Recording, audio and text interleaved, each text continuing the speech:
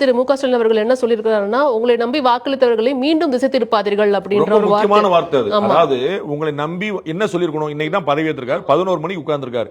அப்போ உங்களை நம்பி வாக்களிச்சவங்களை ஏமாத்தாதீங்கன்னு சொல்லிருக்கணும். மீண்டும் ஏமாத்தாதீங்கன்னு சொல்றாரு. அப்ப என்னன்னா ஆட்சிக்கு வந்தது ஏமாத்தி வாக்களிச்சு வந்திருக்கீங்க. உங்களுக்கு புரியுங்களா?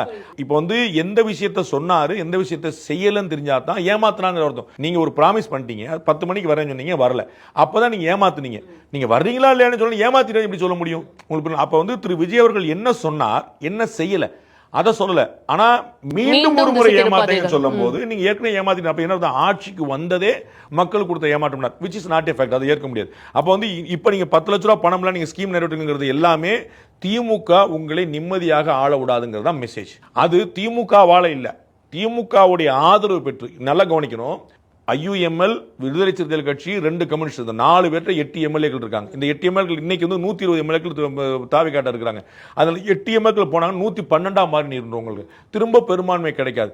அவர்கள் தாவேக ஆட்சிக்கு ஆதரவு சொல்லியிருக்காங்க. சொன்ன அடுத்த வார்த்தையே திமுக கூட தொடர்வோம் சொல்லியிருக்காங்க, மறந்துடாதீங்க. திருமாவளவர்கள் திமுக தலைவர்கிட்ட சொல்லிட்டு தான் செஞ்சேன்னு சொல்லியிருக்காரு. IUML திமுக தலைவர் சொன்னனால தான் செஞ்சிருக்கேன்னு சொல்லியிருக்காரு. 2 கம்யூனிஸ்ட் கட்சியும் திமுகவோட எங்களுடைய பயணம் தொடரும் சொல்லியிருக்காங்க.